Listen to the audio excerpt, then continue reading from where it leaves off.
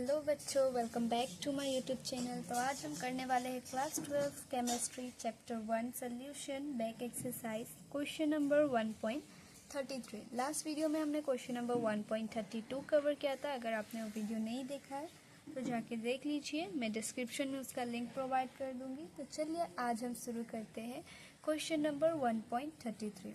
तो बच्चों क्वेश्चन में हमें गिवन है 9.5 gram of CH2FCOOH is dissolved in 500 gram of water। तो बच्चों पहला लाइन क्वेश्चन का पढ़ के हमें ये समझ आया क्या CH2FCOOH हमारा यहाँ पर सॉल्यूट है। ओके, और ये जो 500 ग्राम ऑफ वाटर ये हमारा सॉल्वेंट है। ओके बच्चों, the depression in the freezing point of water observed is 1 degree Celsius. ठीक है, डिप्रेशन इन फ्रीजिंग पॉइंट हमारे पास ऑब्जर्व हुआ है वाटर में 1 डिग्री सेल्सियस।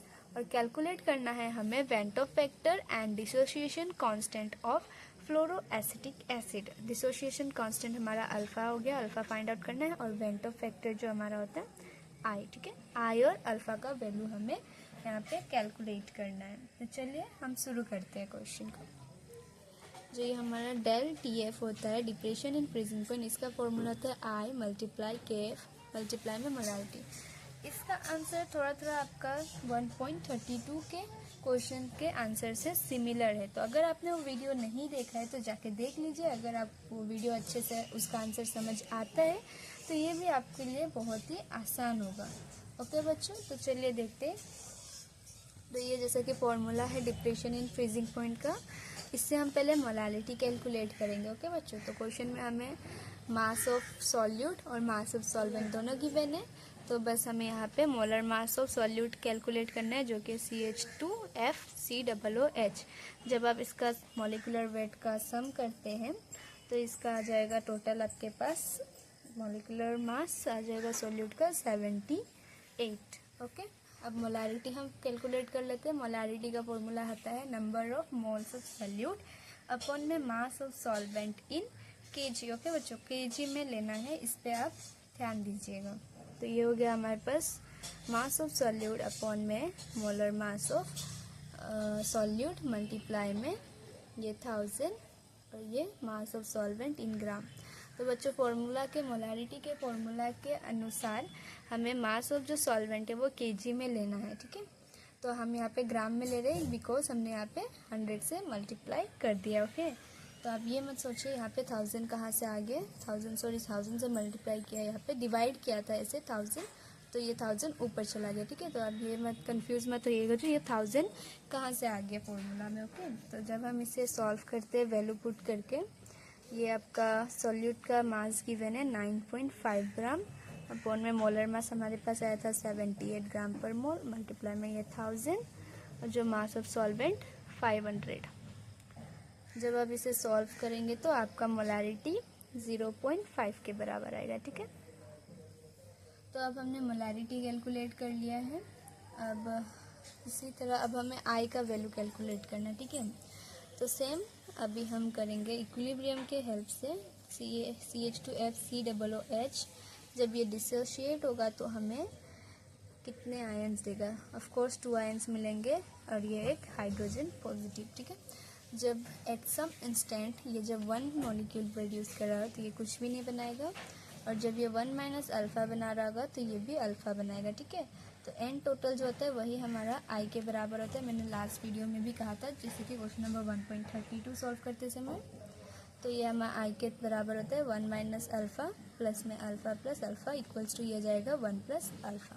ठीक है, और यहाँ आई का वैल्यू यही आएगा। अगर आपको करके देखना है तो आप फॉर्मूला अप्लाई भी कर सकते हैं। 1 i equals to 1 plus alpha n minus 1। N का वैल्यू वही होता है जो हमें पानी में जाने के बाद जो मॉलिक्यूल्स होता है वो डिसोशिएट करने के बाद हमें कितना आयन्स प्रोवाइड करते हैं, वही हमारा एन का वैल्यू होता है। तो यहाँ पे आप जैसे कि देख सकते हैं ये जो मॉलिक्यूल है डिसोशिएट होने के बाद हमें 2 आयन्स दे रहे हैं, तो इसलिए यहाँ पे एन का वैल्यू 2 हो जाएगा। तो आप पुट करके देख लीजिए, ये देखिए आई का वैल्यू यहाँ से भी 1 प्लस अल्फा ही आएगा। ठीक है, तो यहाँ तक आपको अच्छे से समझ आया होगा। चलिए इसका आगे सॉल्व करते हैं। तो आई का वैल्यू भी हमें कैलकुलेट करने के लिए अल्फ़ा का वैल्यू पता होना पड़ेगा। तो पहले अभी हमें अल्फ़ा का वैल्यू फाइंड करना पड़ेगा। तो हम चलिए अल्फ़ा का वैल्यू फाइंड करते हैं। अल्फ़ा का वैल्यू फाइंड आउट करने के लिए यही फॉर्मूला हम लगा रहे हैं, डिप्रेशन इन फ्रीजिंग पॉइंट का, डेल टी एफ आई के एफ मल्टीप्लाई में मोलैरिटी। डेल टी एफ का वैल्यू हमारे पास कितना गिवन था क्वेश्चन में, 1 डिग्री सेल्सियस, तो ये 1 हो जाएगा। आई का वैल्यू 1 प्लस अल्फ़ा तब तक के लिए रखिए, पुट कीजिए, और ये जो हमें पता है के एफ का वैल्यू वाटर में 1.86 के बराबर होता है, तो वो पुट कर दीजिए वैल्यू। और मोलैरिटी हमने कैलकुलेट किया था, जो क्या था 0.5, ठीक है। बस अब इसे सॉल्व कर देंगे इक्वेशन को, तो आपके पास अल्फ़ा का वैल्यू आ जाएगा।